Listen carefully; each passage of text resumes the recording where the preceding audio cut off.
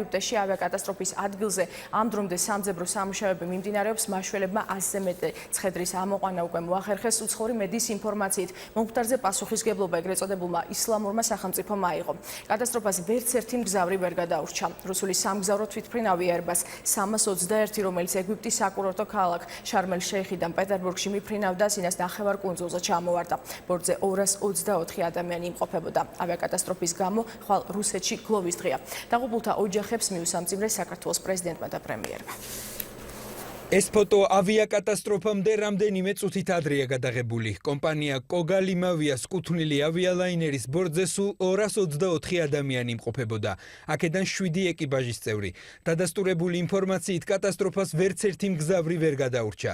Airbus 321 შარმელ-შეიხიდან სანქტ-პეტერბურგის მიმართულებით მიფრინავდა. ოფიციალური ინფორმაციით აფრენიდან 23 წუთში თვითმფრინავმა სიჩქარე დაკარგა, რა დროსაც მასთან კომუნიკაცია გაწყდა.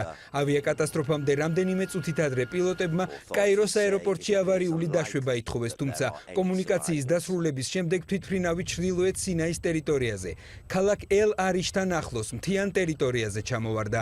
ამ დროისთვის მხოლოდ ის ვიცით, რომ პილოტებთან კატასტროფამდე კავშირი გაწყდა. შემთხვევის ადგილზე ადგილობრივ ხელისუფლებასთან ერთად აქტიურად მიმდინარეობს სამძებრო სამუშაოები. ჩვენ უკვე 2 თვითმფრინავი გავგზავნეთ ადგილზე, სადაც სამედიცინო და სამაშველო ჯგუფებთან ერთად ფსიქოლოგებიც არიან.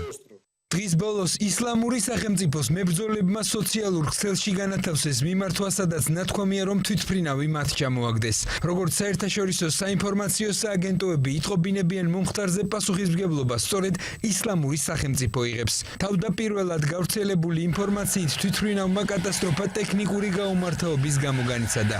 თუმცა ამ დრომდე ოფიციალური ინფორმაცია კონკრეტულად რამ გამოიწვია ავიალაინერის ჩამოვარდნა უცნობია. ეგვიპტის მთავრობამ დაადასტურა, რომ ამ დროისთვის შემთხვევის ადგილზე 100-მდე ცხედრის ამოყვანა მოხერხდა.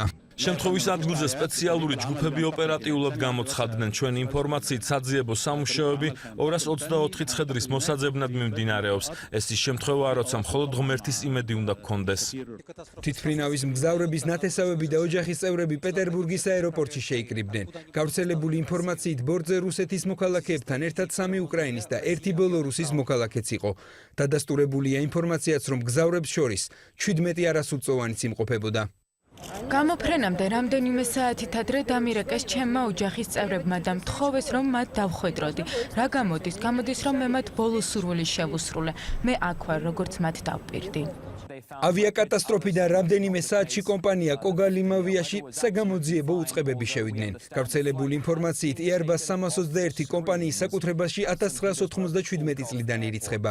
უკანასკნელი მასშტაბური შემოწმება თვითმფრინავს მიმდინარე წლის მარტის თვეში ჩაუტარდა.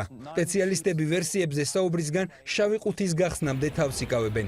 1 ნოემბერი რუსეთის ხელისუფლების გადაწყვეტილებით ქვეყნის მასშტაბით გლოვის დღედ გამოცხადდა.